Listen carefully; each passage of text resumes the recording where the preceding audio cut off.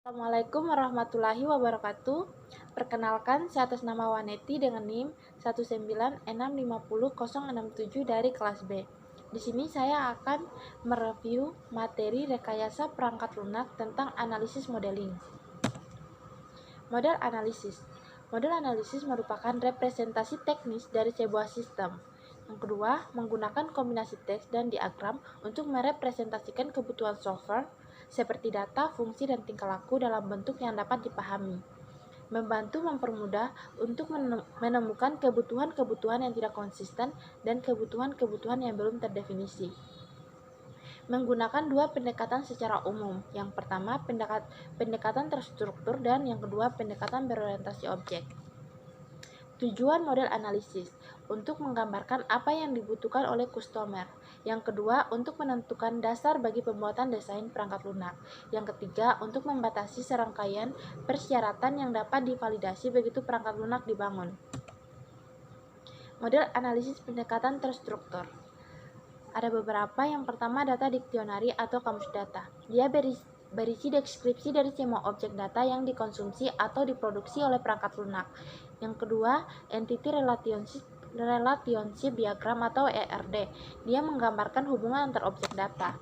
Yang ketiga, DFD atau data flow diagram, menunjukkan bagaimana data ditransformasikan pada saat data bergerak melalui sistem, menggambarkan fungsi-fungsi yang mentransformasikan aliran data. Setiap fungsi yang direpresentasikan dalam DFD dapat dijelaskan dengan menggunakan sebuah proses specification atau PSPEC.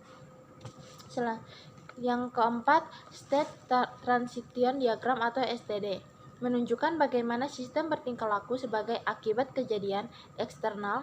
State digunakan untuk merepresentasikan model tingkah laku.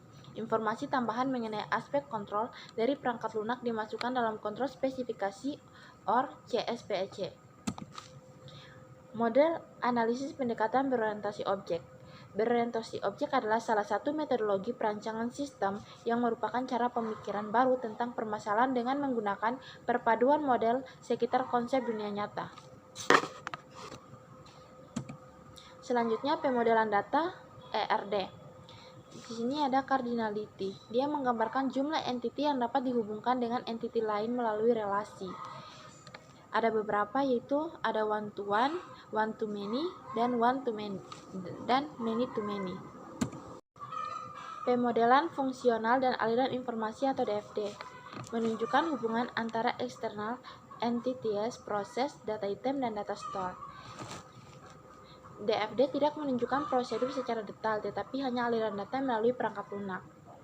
DFD dapat dipartisi ke level-level berikutnya yang mempresentasikan aliran informasi dengan lebih detail.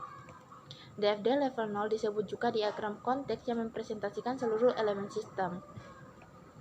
DFD level 0 dipartisipasi ke level-level berikutnya untuk menggambarkan proses yang lebih detail.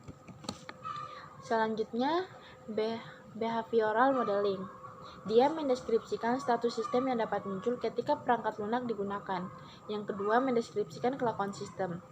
Yang ketiga, ada tools. Tools ini dibagi menjadi dua, yaitu ada STD atau State Transition Diagram, dan kontrol spesifikasi. Dan yang selanjutnya, yang keempat, ada umumnya digunakan pada sistem waktunya seperti embedded system dan sistem kontrol. Selanjutnya, behavioral modeling atau STD. STD mempresentasikan tingkah laku dari suatu sistem dengan menggambarkan keadaan atau state dan kejadian yang menyebabkan sistem mengubah keadaan. Yang kedua, STD mengindikasi aksi seperti aktivasi proses yang diambil sebagai konsekuensi terhadap event tertentu. Masuk pada kontrol spesifikasi. Fungsi CSPEC sama dengan SPEC, namun berisi deskripsi dari setiap status yang dapat muncul pada sistem. Selanjutnya, di sini saya akan menjelaskan. Di sini kita diberi tugas untuk membuat studi kasus ERD dan DFD dari sistem e-library. Yang pertama, studi kasus ERD sistem e-library. Di sini dimana dia merupakan ada anggota, dan di anggota itu sudah ada ID anggota, user, nama anggota, password, alamat, kota, provinsi, kode pos, negara, nomor HP, dan tempat tinggal. Selanjutnya, anggota. Di sini ada juga member sama history buku, di mana di history buku terdapat kode buku, ID anggota, sama tanggal. Sedangkan member ini dia ada ID admin, user, dan password. Di mana member ini dia akan mengelola untuk menjadi anggota. Dan untuk pengambilan untuk history bukunya dia bagian ambil data yang dapat dilihat pada slide-nya. Selanjutnya, studi kasus DFD, sistem e-library. Di sini sistem perpustakaan online, di mana ada anggota dan juga admin. Pada saat menjadi anggota, dia akan login dan mencari buku, kemudian memesan buku, kemudian diproses peminjaman buku, yang terakhir masuk ke sistem perpustakaan online. Sedangkan admin, dia hanya memverifikasi data anggota, data peminjaman, dan data pesan buku.